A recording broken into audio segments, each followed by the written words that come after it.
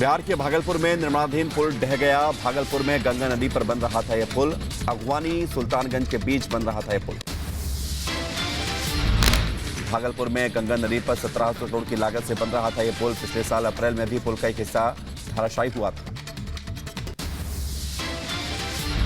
बिहार के मुख्यमंत्री नीतीश कुमार ने भागलपुर पुल हादसे की घटना की जांच के दिए आदेश। घटना के जिम्मेदार की पहचान करने का भी आदेश दिया। भागलपुर पुल हादसे पर नीतीश सरकार पर हमलावर हुई बीजेपी। अश्विनी चौबे बोले, नैतिक जिम्मेदारी लेते हुए नीतीश और तेजस्वी इस्तीफा दें। इसकी जांच पूरी तरह से अविलंब होनी चाहिए। बिहार सरकार को धृतराष्ट्र की तरह आंखें न मूंद रखें और पुल निर्माण निगम के सभी सेतु की सेफ्टी जांच कराएं। भागलपुर पुल हादसे पर बिहार की डिप्टी सीएम तेजस्वी यादव ने दी सफाई। कहा, पुल के डिजाइन में ही खामी है। पहले से ही हम लोगों को शंका थी कि इसमें डिजाइन में फॉल्ट है, उसलिए काफी स्ट्रक्चरल चीजें जो हैं तोड़े गए और हम लोगों का निर्णय था कि पूरी तरीके से तोड़ करके, क्योंकि बार बार कंप्लेन आ रहा था, हम लोग जो है कार्य को प्रारंभ करेंगे। बिहार में पुल गिरने पर बीजेपी नेता मनजिंदर सिंह सिरसा ने नीतीश सरकार पर निशाना साधा। का इस्तीफा मांगने वाले अपना हाल देखें, 1700 करोड़ का पुल पानी में बह गया। भागलपुर में पुल गिरने पर बीजेपी नेता विजय कुमार सिन्हा ने कसा तंज। बोले, ये पुल भ्रष्टाचार और कमीशनखोरी का नमूना है। ओडिशा रेल हादसे के 51 घंटे बाद बालासोर रेल ट्रैक हुआ बहाल। रेल मंत्री अश्विनी वैष्णव की मौजूदगी में हादसे के बाद पहली मालगाड़ी गुजरी। ओडिशा के बालासोर में देर रात हादसे वाली जगह पहुंचे रेल मंत्री अश्विनी वैष्णव। रेलवे ट्रैक पर हो रहे काम का जायजा लिया। मरम्मत का काम करने वाले कर्मचारियों का हौसला बढ़ाया। बालासोर ट्रेन हादसे की होगी सीबीआई जांच। रेलवे बोर्ड ने हादसे की सीबीआई जांच की सिफारिश की। रेल मंत्री अश्विनी वैष्णव ने जानकारी दी। आगे की इंक्वायरी के लिए, आगे के इन्वेस्टिगेशन के लिए इस केस को, इस पूरे मामले को सीबीआई के पास देने का रेलवे बोर्ड की तरफ से रिकमेंडेशन किया जा रहा है। बालासोर हादसे पर रेलवे बोर्ड ने साजिश की जताई आशंका। कहा, शुरुआती जांच में सिग्नल में गड़बड़ी से हादसे की बात। कई मशीनों में एक साथ आई गड़बड़ी। कि प्रिलिमिनरी फाइंडिंग से ऐसा लगता है कि सिग्नलिंग में कोई परेशानी पाई गई, लेकिन वो भी प्रिलिमिनरी जानकारी है। हमारे जो कमिश्नर ऑफ रेलवे सेफ्टी हैं उनकी जांच चल रही है, इसलिए बालासोर हादसे के बाद 2 दिन से ओडिशा में डटे हैं रेल मंत्री अश्विनी वैष्णव। कहा, हादसे के जिम्मेदार लोगों की पहचान हुई, जल्द आएगी जांच रिपोर्ट सामने। जिस तरह से तेजी से काम चल रहा है, 2 लाइन करीब जो मेन लाइन है उसमें पटरी का काम कंप्लीट हो गया है। ऊपर बिजली के तार का और बाकी सब चीज़ों का काम चल रहा है। इस पूरे मामले को सीबीआई के पास देने का रेलवे बोर्ड की तरफ से रिकमेंडेशन किया जा रहा है। ओडिशा रेल हादसे को लेकर विपक्ष के सवालों पर बीजेपी का पलटवार। कहा, पहली बार किसी रेल हादसे के बाद घटनास्थल पर पीएम गए, विपक्ष ना करे सियासत। बालासोर हादसे पर बोले बीजेपी सांसद मनोज तिवारी, हादसा मानवीय भूल या साजिश, ये जांच का विषय है।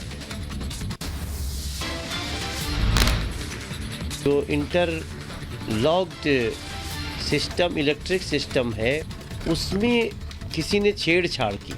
वो किसी ने वो मानवीय भूल कहिए या किसी ने उसमें साजिश की है, इस जांच का पता चलना बहुत आवश्यक है।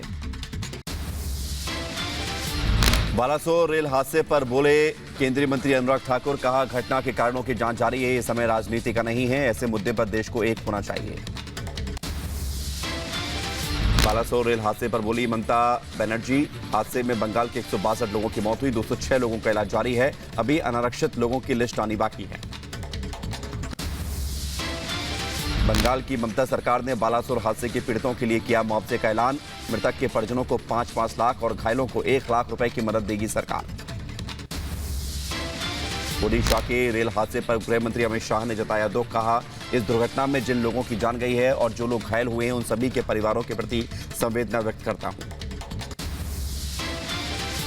बालासोर रेलवे स्टेशन मास्टर का बड़ा बयान, कहा जिंदगी में पहली बार ऐसा हादसा देखा है, टेक्निकल इंस्ट्रूमेंट की समय समय पर जांच जरूरी। ओडिशा की नवीन पटनायक सरकार का बड़ा फैसला, पुरी भुवनेश्वर कटक से कोलकाता के लिए फ्री बस सेवा की शुरुआत, मुख्यमंत्री रिलीफ फंड से उठाया जाएगा खर्च। बालासोर रेल हादसे पर पोप फ्रांसिस ने जताया दुख, हादसे के पीड़ितों के लिए वेटिकन सिटी में विशेष प्रार्थना। ओडिशा ट्रेन हादसे पर गौतम अडानी का बड़ा ऐलान, कहा जिन बच्चों ने अपने अभिभावकों को खोया है उनके पढ़ाई का खर्च उठाएगी अडानी ग्रुप। मणिपुर हिंसा के जांच के लिए गृह मंत्रालय ने बनाया न्यायिक आयोग, रिटायर्ड जज की अगुवाई में 3 सदस्यीय आयोग करेगा हिंसा की जांच।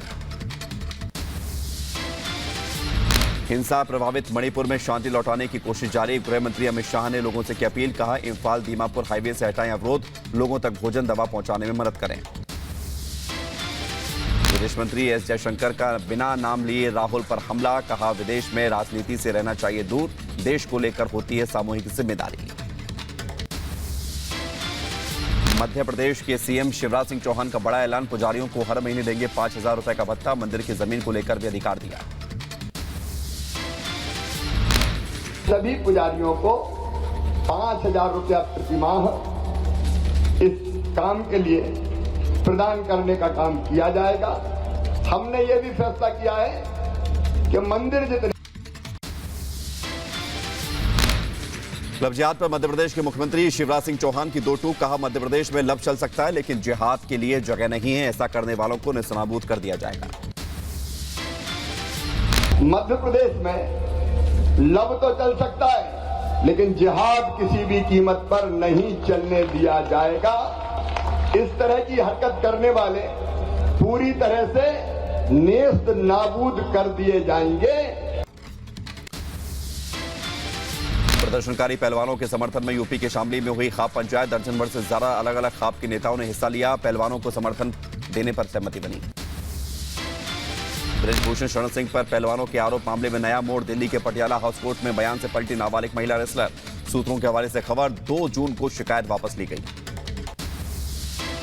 नेशनल कॉन्फ्रेंस के नेता फारूक अब्दुल्ला ने फिर दोहराया पाकिस्तान वाला राग, कहा जब तक 2 देशों के बीच एक फैसला नहीं होता घाटी में नहीं सुधरेंगे हालात। एयर मार्शल पीएम सिन्हा 2 दिन के जम्मू कश्मीर के दौरे पर, भारत पाकिस्तान सीमा अग्रिम चौकियों का दौरा करेंगे। एयर मार्शल ने मिग-29 विमान से उड़ान भरी। बाबा बागेश्वर पहुंचे बद्रीनाथ धाम, भगवान बद्रीनाथ की पंडित धीरेन्द्र शास्त्री ने पूजा अर्चना की। यूपी के सीएम योगी आदित्यनाथ कल गोरखपुर में मनाएंगे अपना जन्मदिन, सुबह गोरखनाथ मंदिर में पूजा अर्चना से करेंगे दिन की शुरुआत, बाद में स्थानीय कार्यक्रमों में हिस्सा लेंगे। पलवल के 2 दिवसीय दौरे पर जाएंगे हरियाणा के deputy CM Dushyant Chautala, party की जनसंपर्क अभियान के तहत लोगों तक पहुंचने की सरकार की नीतियां बताएंगे। कश्मीर में G20 के आयोजन पर बोले बीजेपी नेता कविंदर गुप्ता, पहले की सरकारें बाहर के लोगों को घाटी जाने से रोकती थी, G20 पर राजनीति के बजाय सच बोले विपक्ष। मध्य प्रदेश के ग्वालियर में एसडीएम ने युवक को जड़ा थप्पड़, नाराज परिजनों ने अधिकारियों पर फेंके पत्थर, घटना का वीडियो सोशल मीडिया पर वायरल। यूपी के बलिया में गर्भवती महिला की इलाज के दौरान मौत हो गई, गर्भवती महिला की मौत के बाद परिजनों ने हॉस्पिटल में किया हंगामा। अलीगढ़ में 2 बहनों के साथ लव जिहाद का मामला आया सामने, लव जिहाद की शिकायत होने पर कथित आरोपी जावेद हुआ गिरफ्तार, पुलिस जांच में जुटी। उत्तर प्रदेश के बुलंदशहर में शॉर्ट सर्किट से घर में लगी आग, पुलिस कर्मियों ने घर में फंसे वृद्ध दंपत्ति को बचाया, आग में लाखों का सामान खाक हुआ। दिल्ली के जगतपुर इलाके में मीटर बोर्ड में लगी आग, दमकल की 20 गाड़ियों ने पाया आग पर काबू, आग बुझाने के दौरान 2 सिलेंडर ब्लास्ट हुए, हादसे में 2 दमकल कर्मी घायल हुए। यूपी के चित्रकूट में अंधविश्वास का मामला आया सामने, एक शख्स ने तंत्र मंत्र के चक्कर में पत्नी और बच्चों को घर में कैद किया, पड़ोसियों से सूचना मिलने के बाद पुलिस ने पत्नी और बच्चे को छुड़ाया। उत्तर प्रदेश के अंबेडकर नगर में चोरों का आतंक, शांतिपुरम कॉलोनी में रहने वाले शिक्षकों के मकान में हुई कीमती सामान की चोरी, पुलिस मामले की जांच में जुटी।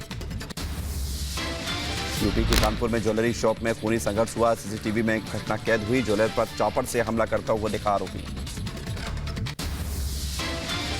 कानपुर के चकरपुर मंडी परिसर में कूड़ा डंप में लगी आग, दमकल की गाड़ियों ने पाया आग पर काबू। उत्तर प्रदेश के सहारनपुर में ऑपरेशन पाताल लोक के तहत नशे के तस्करों पर एक्शन। पुलिस 18 से ज्यादा आरोपियों को किया गिरफ्तार। एमपी के बुरहानपुर में जनजातीय कार्य विभाग के धोखाधड़ी मामले में दूसरा आरोपी गिरफ्तार हुआ। कर्मचारी पर सरकारी पैसों का गबन करने का आरोप है। जांच में अभी तक 3 करोड़ रुपए की धोखाधड़ी का मामला सामने आ चुका है। उत्तर प्रदेश के अंबेडकर नगर में ई रिक्शा चालक ने की आत्महत्या। पुलिस ने पोस्टमार्टम के लिए भेजा शव। रूसी रक्षा मंत्रालय ने यूक्रेन पर रात पर हमले की पुष्टि की। रूस ने सैन्य हवाई क्षेत्रों में दुश्मन के ठिकानों के खिलाफ एयर स्ट्राइक की पुष्टि की। यूक्रेन के बचाव कर्मियों ने हवाई हमले के बाद निप्रो क्षेत्र से मलबा हटाया। हमले में 2 रिहायशी इमारतों को नुकसान पहुंचाने की पुष्टि हुई। 20 लोग घायल हुए।